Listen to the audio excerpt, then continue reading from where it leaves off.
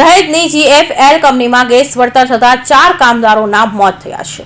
કંપનીના CMS પ્લાન્ટમાં ઘટના બની છે. વાલ્વ લીકેજ થયા બાદ દુર્ઘટના બની હતી.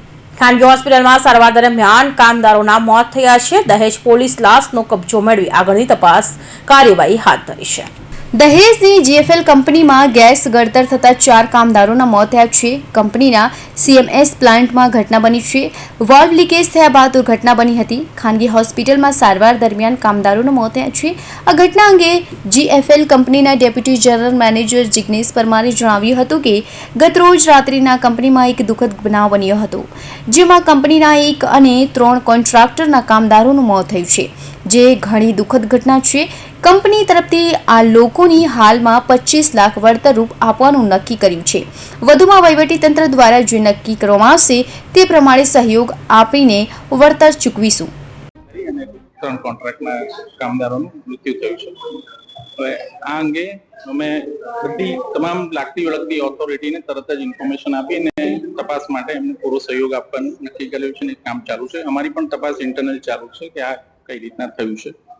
વધુમાં જે કોમ્પેન્સેશનની વાત છે, જે આ 4 મૃતકના પરિવારો છે એને અત્યારે અમે 25 લાખની અમાઉન્ટ નક્કી કરેલું છે, પણ જે મેડમે કીધું છે એ પ્રમાણે એને ચર્ચા વિચારણા કરીને એની ઉપર બને એટલું અમે એ લોકોના પરિવારને સહારો મળે એ રીતનું અમે.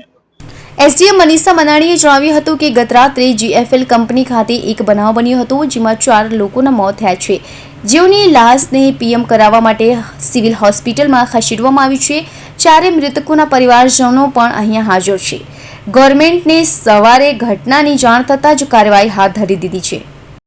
બનાવ બન્યો હતો જેમાં 4 લોકોની મોત થઈ છે અને PM માટે સિવિલ હોસ્પિટલમાં લાવવામાં આવ્યા છે. કંપની સાથે ચર્ચા થઈ ગઈ છે. એ પ્રમાણે એમનું જે કમ્પેન્સેશન છે એની પ્રોસેસ ચાલુમાં છે. જે 4 વ્યક્તિ છે એમના પરિવારમાંથી અહીંયા હાજર છે, એમની સાથે પણ ચર્ચા થઈ છે. ગવર્મેન્ટને સવારે જાણ થઈ હતી એટલે અમે એ પ્રમાણે કાર્યવાહી કરી રહ્યા છીએ. આ ઘટના અંગે પોલીસ ફરિયાદમાં જાહેર થયેલી વિગત મુજબ ગત રાત્રે 9:30 આસપાસ GFL કંપનીના પ્રોડક્શન વિભાગમાં આવેલ ક્લોરોમિથેઇલ પ્લાન્ટમાં ગ્રાઉન્ડ ફ્લોરમાં આવેલી રિસાયકલ કોલમ ટોપ કન્ડેન્સર પાઇપલાઇન કે જેમાં મિથેઇલ ક્લોરોરાઇટ, CT ક્લોરોફોર્મ અને HCl વેપર નામના ગેસનું મિશ્રણ પસાર થાય છે. તેમાં 2 ગેસ પાઇપલાઇનમાંથી ગેસ લીકેજ થતાં કંપનીમાં કામ કરતા કર્મચારીઓને ગેસ લાગતા તેઓને પ્રાથમિક સારવાર કંપનીના OHC ખાતે આપી વધુ સારવાર માટે 7X મલ્ટી સ્પેશિયાલિસ્ટ હોસ્પિટલ ખાતે લાવેલા હતા, જ્યાં કામદારોને ICUમાં દાખલ કરેલા હતા, જ્યાં સારવાર દરમિયાન કર્મચારીઓને ડોક્ટરે મૃત જાહેર કર્યા હતા. કૌશિક પટેલનો report, Hind TV news, Surat.